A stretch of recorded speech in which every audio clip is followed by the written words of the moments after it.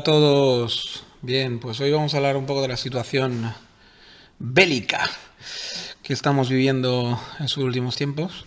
Vamos a hacer un pequeño repaso rápido, pero no un repaso de la actualidad, que para eso hay 40.000 canales y los telediarios, etcétera. No un repaso exhaustivo de la actualidad, sino simplemente os voy a hacer un repaso geopolítico y analítico y filosófico, un poco de lo que está ocurriendo, ¿no? Para empezar, para entender bien lo que está pasando en el mundo a nivel bélico y a nivel de guerras, tenemos que entender que esto de la Primera, Segunda Guerra Mundial y todo ese tipo de historias, y las guerras napoleónicas y etcétera, etcétera. Todo eso está muy bien para gente que está sacándose tesis de historia, de geografía historia, o de... Para gente que saca tesis, para universitarios, para periodistas, para que expliquen rápido los acontecimientos a la gente común, a la gente que no tiene por qué dedicar horas y horas a estudiar la historia y a estudiar la geopolítica y a estudiar los mil vericuetos que tienen las relaciones diplomáticas y las relaciones de poder a altos niveles, a nivel de países, a nivel de continentes, etcétera. Se les explican la historia pues de una forma así simplota y dividida y rápida para que todo el mundo se sitúe rápidamente en los acontecimientos. Siempre pintan pues unos países muy buenos, unos países muy malos y siempre gana el bueno normalmente, últimamente además, ¿no? Que es el eje de Estados Unidos y Reino Unido. Y los otros son los malos malísimos que pierden de momento, ¿no? O que han perdido y tal y cual. Pero claro, incluido España, con la historia negra y todo el tema este, ¿no? Pero eso ya es anterior. España, digamos, fueron los malos malísimos, fueron los nazis y los alemanes de aquellos tiempos, ¿no? Y los comunistas, etcétera. Y ahora, pues bueno, ahora hay otros actores malos malísimos y hay otros buenos buenísimos y todo ese tipo de historias. En realidad, si queremos mirar la historia con frialdad, ¿vale? Sin quitar de que cada país o cada facción ha hecho o ha podido cometer, digamos, genocidios o acciones realmente execrables, en realidad hay que ser más frío, ¿vale? Porque si yo me pongo a analizar la guerra de Vietnam de los Estados Unidos, pero en vez de con las películas americanas de Hollywood que en el fondo, aunque parezca autocrítica, blanquean siempre la acción, en realidad, Estados Unidos lo que hizo en Vietnam es un intento de genocidio y un intento de etnicidio bastante brutal, ¿vale? Gasearon, quemaron, bueno, hicieron de todo tipo de tropelías para intentar vencer a los combatientes vietnamitas, ¿no? y al Vietnam comunista. En nombre, pues eso, ¿no? De la libertad y no sé qué historias más, ¿no? En realidad era un episodio más de la guerra entre Rusia y Estados Unidos, evidentemente, pero digamos que se maquilló con todo ese tipo de historias y ahí pues se aniquiló, torturó, quemó, etcétera, gente, pero bueno, esto, curiosamente, nadie lo reivindica como un genocidio, nadie lo reivindica porque, claro, porque son los ganadores de la historia. Es decir, aunque nos pinten que perdieron la guerra esta, no perdieron la guerra, era una batalla más de las muchas que libraba contra Rusia y no fue exactamente que la perdieron. Es simplemente una batalla que a nivel simplemente era un desgaste. Era un parar el avance del comunismo hacia el sur de Asia. Eran muchas cosas, ¿vale? Pero todas menos perder una guerra. O sea, porque realmente ellos no estaban en guerra con el pueblo vietnamita en su conjunto, aunque mataban vietnamitas a porrillo, pero digamos estaban en guerra contra Rusia, ¿vale? Y siempre lo estuvieron, y siempre lo han estado desde hace, yo diría que 80 años, ¿vale?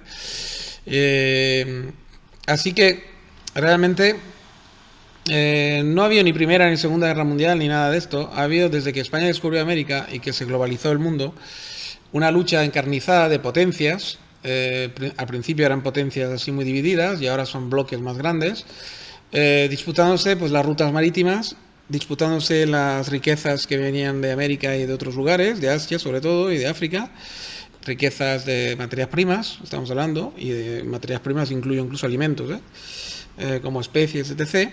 Y esa lucha por el control de todo esto es lo que llamamos guerras. Y de tanto en tanto hay un episodio caliente que se destaca en la historia como pues, guerra napoleónica, o guerra de no sé qué, o guerra de no sé cuántas, o la guerra del opio en China, la guerra de no sé qué. En realidad, todos son cuentos chinos y en realidad esto hace parte de una misma guerra que nunca ha parado, ¿vale? Y que me temo que no parará nunca del todo.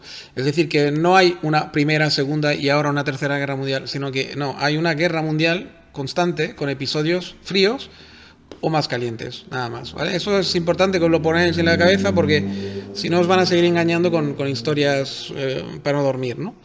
Entonces, claro, ¿qué ocurrió, por ejemplo, en la Primera Guerra Mundial? Bueno, pues que las potencias europeas divididas, que todavía quedaban, hicieron un último esfuerzo para ver si podían, estamos hablando del centro de Europa, por ejemplo, que lo que podría ser los restos del Imperio Austrohúngaro, que los representaba Alemania, ¿vale? Junto con algunos aliados, como podía ser Croacia, etcétera, como podía ser incluso el Imperio Otomano. Intentaron, digamos, de una vez por todas, socavar el Imperio inglés, ¿vale? El Imperio angloamericano ya se empezó a formar ahí en el sentido de que los ingleses tuvieron que llamar a los americanos al rescate. Cuando digo americanos, digo canadienses también. Y al final se impusieron sobre Alemania, ¿no? Sobre el eje de Alemania y muchos países más que estaban con Alemania y pudieron guardar su supremacía, ¿vale? La Segunda Guerra Mundial es otro intento de Alemania, esta vez aliados con otras potencias menores, que intentó socavar una vez más el Imperio angloamericano y no lo consiguió otra vez. Perdieron otra vez, esa vez de forma definitiva. Y porque ya no se podrán levantar de esta, ya no se han levantado en 80 años, no creo que se levanten ya, y se han convertido de hecho en una especie de sucursal de los Estados Unidos, ¿vale? Entonces, digamos que eso es lo que ocurre, es un intento de levantarse de una potencia, digamos, secundaria, para intentar socavar el poder de la potencia primaria desde hace más de 100 años, ahora, que es la potencia anglosajona, ¿no? Angloamericana, ¿vale? Que controla, de hecho, pues todos los sitios más importantes del mundo, las rutas comerciales más importantes del mundo, y controla a todo el mundo. De hecho, cuando nos pintan de esto de los BRICS, y nos pintan que hay gigantes que pueden hacer un contrapeso y todo el tema ese, entonces agitan la bandera, el fantasma de Brasil, de India, del Magreb, de la China, todo eso son gigantes con pies de barro. Es decir, son gigantes que dependen totalmente del dólar.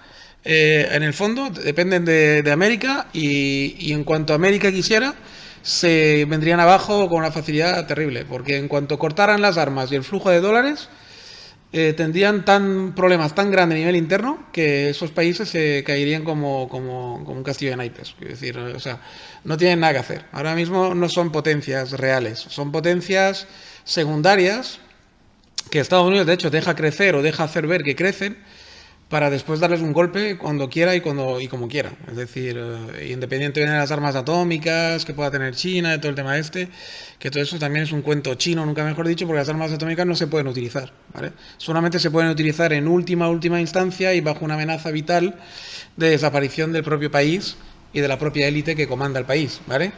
Y solamente ahí estarían autorizados a utilizar arma atómica moralmente, éticamente y sobre todo funcionalmente, porque es que cuando tú utilizas la arma atómica la recibes de vuelta y básicamente aniquilas la vida sobre la Tierra, si es que es y entonces no ganas.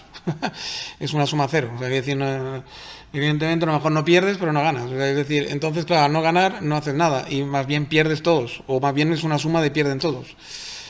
O sea que, evidentemente, nadie la va a utilizar en su sano juicio y nadie va a recurrir a ella. Entonces, eso es otro fantasma que se agita para asustar y ya está, ¿no? Igual que con todo el tema de los desbarajustes climáticos, es un fantasma que se agita también para hacernos ver que simplemente pues, hay que pasar a una economía menos dependiente del petróleo porque hay menos control sobre los pozos de petróleo que realmente dan petróleo, porque sí que es verdad que hay rebeldes, como siempre ha habido en los confines de los imperios y en las periferias.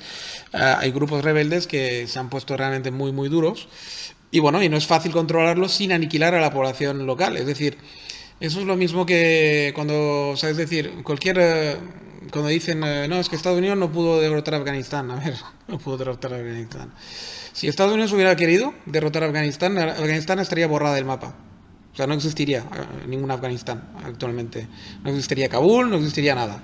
Es decir, estaría arrasada, completamente arrasada del mapa y punto. Es decir, lo que pasa es que como éticamente, moralmente, no se hace esas cosas, porque además no es una victoria realmente que interese, porque realmente también te cargas a la población local, al cargarte a la población local no tienes con quién trabajar ni con quién a quién explotar, ni a quién... y luego todo lo que se pueda sacar de ahí, por ejemplo, las amapolas, la droga y tal, que es básicamente para lo que sirve Afganistán, pues nada, ¿qué tienes que hacer? Importar a otra población para que venga a reemplazar esta población, para que trabaje las tierras y vuelvan a hacer amapolas, por decir algo. Es decir, es más económico dejar a la población local en vida y que a pesar de los rebeldes y de sus costumbres y de sus cosas que a lo mejor no te gustan o impiden que los puedas explotar con más tranquilidad, pues es mucho más económico dejar que vivan, ¿no? Evidentemente, ¿no? Y no arrasarlos. Entonces Estados Unidos fue ahí 20 años, controló todo, metió, digamos, hizo lo que tenía que hacer y, bueno, cuando decidió retirarse, se ha retirado, pero no por una derrota, porque el coste, la relación coste-beneficio, pues ya no se daría cuenta, simplemente, y ya está, ¿vale?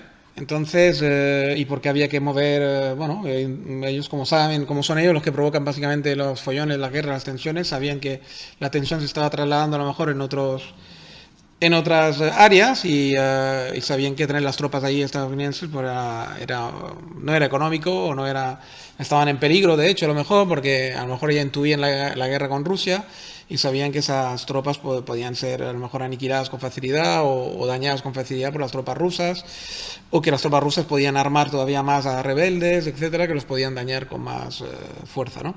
Entonces, simplemente, como ya probablemente la guerra con Putin era inevitable, solo era cuestión de años, pues, o de meses, pues retiraron las tropas de Estados Unidos, que no me acuerdo cuándo, pero coincide que al poco tiempo empezó la guerra de Ucrania, si no recuerdo mal. Yo creo que la secuencia es bastante esta. Entonces, ¿qué está ocurriendo? Pues está ocurriendo pues que realmente los dos únicos actores que realmente cuentan es Rusia y Estados Unidos, ¿vale? Que son cada uno por su idiosincrasia, por su extensión, por su manejo, por su tecnología, por la cantidad de armas atómicas que tienen, por muchas razones geopolíticas, son los actores principales los que realmente pueden, digamos, hacer que el mundo funcione de una manera o de otra y pueden hacer, digamos, que las cosas sean de una manera o de otra para los 15 o 20 años futuros o 30 o 40, ¿no? Así que lo que estamos asistiendo es a un recalentamiento que se podría llamar Tercera Guerra Mundial, probablemente lo llamarán así cuando pase, entre Rusia y el eje británico-estadounidense, que incluye Europa Occidental, que somos los vasallos, como le he dicho muchas veces, del eje Reino Unido-Estados Unidos, ¿no? Entonces, claro, ¿qué pasa? Que Estados Unidos tiene varios objetivos aquí, ¿no? Primero es menguar todo lo que pueda en el poder de Rusia, ¿vale? Porque Rusia, tenéis que tener en cuenta que tiene una cosa muy poderosa en su haber, que es materia prima, ¿vale? Materia prima muy necesaria para cualquier economía que quieras montar. La quieras montar verde o negra, es decir, a base del petróleo. La quieras montar como la quieras montar, ellos tienen todos los materiales primas y todas las mejores, y tienen la capacidad de bloquear rutas marítimas y terrestres muy importantes para cualquier tipo de comercio y se base la economía en cualquier tipo en lo que se base. Aunque queramos volver a patrón oro, pues tienen oro por un tubo. ¿Quieres petróleo? Tienen petróleo. ¿Quieres volver a economía verde? Tienen todo tipo de tierras raras y todo tipo de minerales que son súper necesarios para cualquier cosa, ¿vale? Entonces, claro, evidentemente Rusia es la enemiga a batir para Estados Unidos porque les encantaría meter la mano, tener una Rusia como parecía que iban a tener al principio de los 90, controlada por mafias o totalmente deshechas o dividida, y poder así, pues a su antojo, llegando a pactos con mafias locales, etcétera, poder sacar materia prima a muy buen precio y poder así, pues tener a 4 oligarcas o 4 Putins o 5, o sea, en vez de un solo Putin, dividirlo en 5 o 6 Putins y poder, digamos, jugar así un poquito al ajedrez con esto, ¿no? Y eso es lo que está intentando Estados Unidos, ni más ni menos, porque Putin muy hábilmente casi había conseguido hacer dependiente la locomotora de Europa, que es Alemania, de su energía, y por lo tanto también ya estaba también intentando implementarse en Italia con fuerza y estaba intentando, digamos, hacer caer Francia también en sus garras. Y casi lo consigue, y cuando vieron que lo iba a conseguir, que estaba a punto de conseguirlo, pues claro, Estados Unidos no lo podía permitir, porque era, digamos, Europa iba a pasar del vasallaje de Estados Unidos al vasallaje ruso. Y claro, Europa es un peón muy importante porque es la llave, es la puerta hacia todos lados, hacia sitios muy importantes. El Mediterráneo sigue siendo muy importante en la medida que cuando controlas el Mediterráneo estás controlando el acceso a Oriente Medio, donde hay muchísimo petróleo y rutas muy importantes. No olvidemos que el canal de Suez sigue siendo muy importante. Y tienes el acceso a África, al fin y al cabo, a la África negra, incluso, si me apuras, porque a la que cruzas el Mediterráneo estás ya en puertos del Magreb, y el Magreb siempre ha sido la puerta de entrada a la África negra, y que es la África que interesa en muchos aspectos, porque es donde hay materias primas muy, muy interesantes, ¿no? Que lo puedes hacer por mar, sí, lo puedes hacer por mar, pero si no controlas los puertos muy importantes, que son del norte de África, lo tienes un poco mal, porque te taponas el acceso a los mercados ricos, que son los que pagan las materias primas que sacas de ahí. Y luego por mar, sí, hombre, está bien, y de hecho tienes el canal de Suez para eso, pero es más complicado. Sin controlar el norte de África es mucho más complicado controlar a toda África. Es decir, porque claro, hacer subir los materiales solo por mar, sin tener controlado los puertos más importantes, hombre, pues lo tienes un poco complicado, ¿no? O sea, quiero decir, es importante, Europa es importante por esto, porque tiene un acceso al norte de África privilegiado, y porque al fin y al cabo el Mediterráneo pues sigue siendo muy, muy, muy clave, ¿no? Y luego encima son puerta de entrada también al norte de Europa, a todo el Gran Norte. Quiero decir, el Gran Norte, si lo controlas también y tal, le cortas el paso a Rusia. En fin, Europa es clave en muchos aspectos. En muchos aspectos, luego la riqueza de la propia Europa, las infraestructuras de la propia Europa, que son muy apreciadas. Y luego que es un lugar para un americano de ocio y de refugio importante, ¿no? Así que Europa es muy clave, ¿no? Es muy clave. Ya no como actor de guerra, como actor, digamos, útil para una guerra, o como actor no tanto o casi nada como actor en ese aspecto, pero sí como sitio estratégico y como sitio que tiene muy buenas infraestructuras, muy buenos bancos, hay muy buenas, tenemos ya toda una serie de y bueno, y no dejamos de ser al fin y al cabo los padres de esta gente, ¿no? Y en esa medida pues sienten un deber, ¿no? De sostener a Europa en todos los aspectos, ¿no? Sin embargo, Rusia nos ve simplemente como un cliente, no nos ve como algo. También hay un vínculo cultural y tal, pero nos ve más bien como un cliente, ¿no? Nos ve más bien como un cliente donde sacar pasta, y luego como un refugio para las vacaciones y para esconder, y para los muchos mafiosillos rusos que pasean por aquí, pues un sitio donde tomar el sol, un sitio donde esconder el oro, las divisas que tienen, y donde vivir bien, en definitiva, ¿no? Nos ven como un refugio, más bien, y como pues eso, como un sitio donde se vive bien y donde se negocia bien y donde se puede sacar mucha pasta, ¿no? En definitiva, sacarla y refugiarla y invertirla. Así que digamos que Europa pues es importante para ambas potencias, ¿no? Y eso es lo que realmente ocurre. Eso es lo que realmente ocurre. Entonces, si tú comprendes un poco ese tablero que acabo de dibujar, pues comprendes muchas cosas, ¿no? Comprendes muchas cosas. Luego, por ejemplo, la pelea de Israel pues se enmarca en una batalla más caliente entre simplemente, pues eso, Irán en ese caso, porque Irán es la que está detrás de Hamas y de todo, y de Hezbollah y de todo todos los frentes que han abierto a Israel. Simplemente es Irán, que es un satélite, al final un socio de Rusia, si os fijáis. O sea que ahí tenéis otro episodio más de la guerra USA sostenida que sostiene Israel versus Irán. O sea, es Israel contra Irán, y traducido es USA contra Rusia, como siempre, porque al final detrás de Irán está Rusia. Porque mucha gente dice, no, bueno, esto lo hacen porque les han dado drones para poder. No es solamente esto. Es decir, entre Rusia e Irán siempre hay ese pacto de caballeros que, bueno, el enemigo de mi enemigo es tu enemigo, etcétera, etcétera. Es más bien porque Irán es un enemigo regional jurado de Israel y por lo tanto en Estados Unidos. Bueno, siempre sacan las dos banderas, si os fijáis, cuando queman banderas ahí en las calles y todo el tema los partidarios de los Khomeini y todo eso.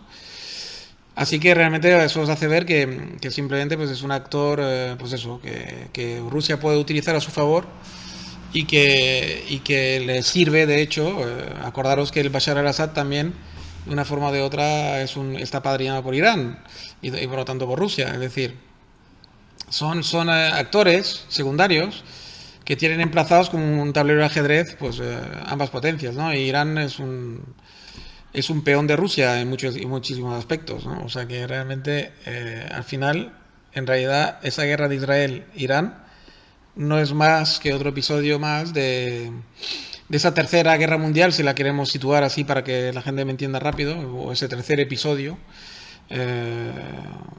que quiero llamarlo así, o ese tercer acto caliente, digamos, que estamos pues asistiendo, desgraciadamente, ¿no? Porque claro, evidentemente se cobra muchísimas vidas y es una cosa que realmente es una desgracia, ¿no? Es una desgracia para todas las partes, en realidad. Si nos ponemos en plan humanista, a mí me duele igual que muera un iraní que muera un israelí, ¿no? O sea, quiero decir, en ese aspecto es una cosa desgraciada, ¿no? Que tengan que morir personas para, al fin y al cabo, en un gran tablero geopolítico que ellos no controlan, al final, y que tampoco tienen la culpa de que se jueguen multinacionales rusas y americanas y aparte y estatalmente los rusos y los americanos se jueguen pues miles de millones de dólares y de dinero y de potencia y de prestigio, etcétera, y nadie tiene la culpa de esto, pero al final todo el mundo pringa, ¿no? O sea que realmente es una desgracia, pero es así, no lo podemos negar.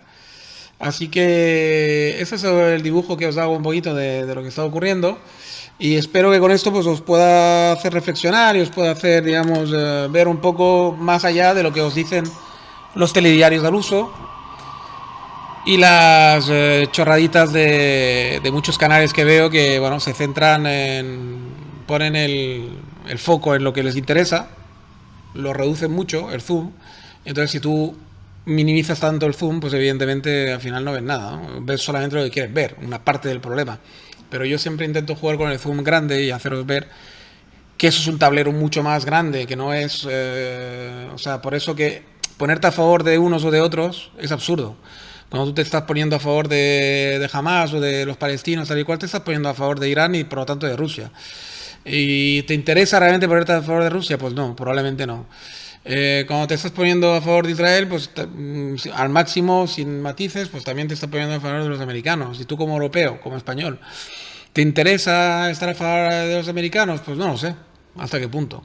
¿Sabes lo que decir? Realmente lo que nos tendría que interesar a los europeos es volver a tener una cierta independencia y crear una Europa unida de verdad y en lo militar y en lo económico y ser independiente o poder negociar con la misma fuerza tanto con unos como con otros y hacer lo que nos sale de las pelotas, realmente, ¿no?